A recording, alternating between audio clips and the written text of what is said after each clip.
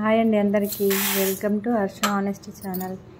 పెసరగుండ్లు ఒక గ్లాస్న తీసుకున్నా అండి. పెసరట్టు వేస్తున్నా. ఒక గ్లాస్ రైస్ తీసుకున్నా. ఒక స్పూన్ మెంతులండి. మెంతులు గ్యాస్ కడుపులో అసిడిటీ ప్రాబ్లం తగ్గిస్తుంది, మళ్ళీ చలవ చేస్తుంది. అందుకే ప్రతి దోశలో నేను మెంతులు వేసుకుంటా అండి.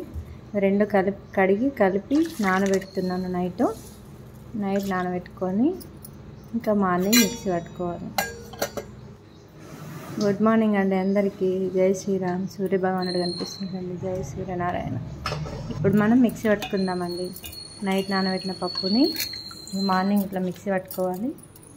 మిక్సీలో నానబెట్టిన నీళ్ళే కొన్ని పోసుకొని మనం మిక్సీ పట్టుకోవాలి. ఈ వాటర్ ఉన్నాయి కదండి, ఈ వాటర్ నేను మీకు చూపిస్తాను ఎందుకు.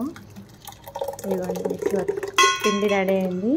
చట్నీ వేద్దాం. ఒక గ్లాసు పల్లీలని వేయించుకొని తీసుకున్నానండి. కొంచెం పల్లీలు వేయించి పక్కన పెట్టి సగం గ్లాస్ పుట్నాలు తీసుకున్నాను. ఆయిల్ వేసుకొని ఆయిల్లో పచ్చిమిర్చి, జీలకర్ర, ఎండుమిర్చి, ఉల్లిపాయ, పల్లీలు కొంచెం వేగాక పుట్నాలు అన్నీ వేగిన తర్వాత మిక్సీ గిన్నె తీసుకొని హాఫ్ స్పూన్ సాల్ట్ వేసుకొని కొంచెం కొత్తిమీర, కొంచెం కరివేపాకు వేసుకున్నాను. మీకు చెప్పాను కదా, పెసరపప్పు నానబెట్టిన నీళ్ళు ఉంటాయి కదా, ఈ చట్నీలో వాడతానండి నేను. ఎందుకంటే దాంట్లో ప్రోటీన్స్ అన్నీ వేస్ట్ కాకుండా ఉంటాయి. ఆ వాటర్ అట్లా యూజ్ చేసుకోండి. తాలింపు పెట్టుకుందాం. కొంచెం ఆవాలు, జీలకర్ర కొంచెం వేయగానే లైట్గా ఆయిల్ వాడతానండి నేనైతే. అవి వేగిన తర్వాత కొంచెం శనగపప్పు, ఎండుమిర్చి అవి కొంచెం వేగిన తర్వాత కరివేపాకు వేసుకుందాము. కొంచెం వేగాయి కదండి.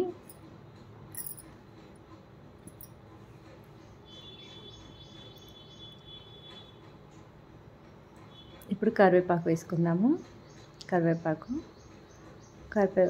వేగిన తర్వాత పసుపు అండి. పసుపు మీ ఇష్టం, నేనైతే లైట్గా వేసుకుంటాను. పసుపు స్కిప్ చేయొచ్చు, మీ ఇష్టం. అయిందండి, పోపు వేసేసాను చట్నీలో. చట్నీ రెడీ అయింది.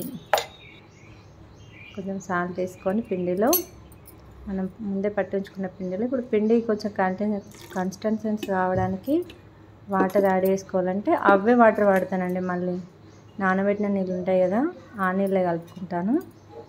ఇంకా వేరే వాటర్ వాడను. ఇప్పుడు దోశ వేసిస్తున్నాను. పెసరట్టు అంటారు, నేనైతే పెసరట్టు వేసాను. చూడండి, సన్నగా కావాలంటే సన్నగా వేసుకోవచ్చు, తిక్కు కావాలంటే తిక్కు వేసుకోవచ్చు, మీ ఇష్టం అండి. నేను ఒక దోశ సన్నగా, ఒక దోశ తిక్కుగా రెండు వేసి వేయించాను మీకు. ఇది సన్నగా వచ్చింది దోశ. బాయ్ అండి. నా దోశ ఎలా వచ్చిందో కామెంట్ చేయండి.